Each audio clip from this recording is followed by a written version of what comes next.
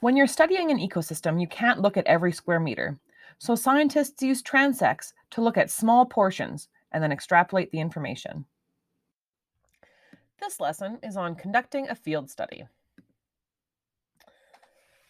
So again, reviewing some terms, we have ecosystem, which is a community all together with the abiotic factors surrounding it. A community is all the living things interacting in including all the populations in an area.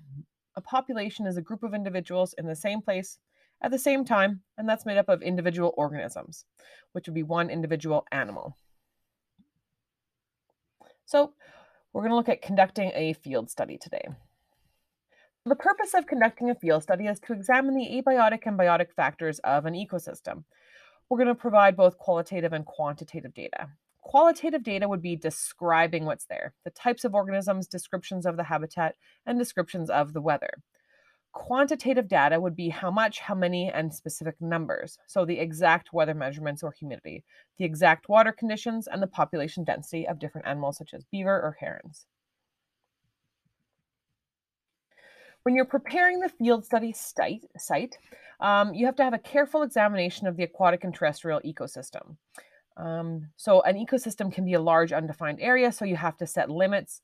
And then we also will work to divide it up to make studying that ecosystem possible. So it's very difficult to study the grassland ecosystem in Alberta because it contains many hundreds of thousands of kilometers. So you want to take a smaller area and then divide it up in a systematic way to yield some accurate results rather than data obtained from completely random sampling. So the first step is preparing the field study site. You want to create a baseline, which is a parallel boundary to a line parallel to a boundary, like the shore of a pond or a line of trees. Shorter lines, then called transects, run perpendicular to that baseline towards your other boundary. These set up two lines to create sections. And when you're looking at a field study group, you're going to look at different sections. So we have our baseline, and then we have our transects.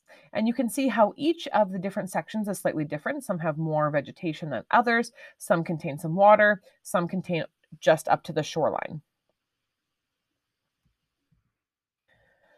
Some example data that you could collect from a terrestrial environment include the types of animals that you find, the density of the forest, the weather, cloud cover, is the soil warm or dry, warm, dry, cool, or wet. You could measure maybe possibly the pH of the soil, as well as the type of soil that's there, the types of plants that are there as well. From an aquatic environment, you can look at the aquatic animals and plants that are there in that section, the water quality, including the pH, temperature, turbidity, as well as a chemical analysis.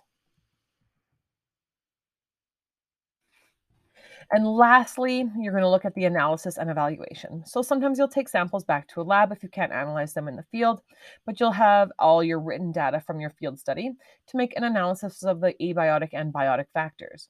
We're going to look at the different trophic levels in the ecosystem. So how many levels of consumers are there? After our producers, you could create pyramids of energy mathematically to determine how much energy will be transferred through that ecosystem, create a food web, and compare the data obtained in each of the different transects. So you can look to see if the sections that had more vegetation cover had more or less animals that lived in those ones as well. So that's kind of a basic outline on how you'd complete a field study.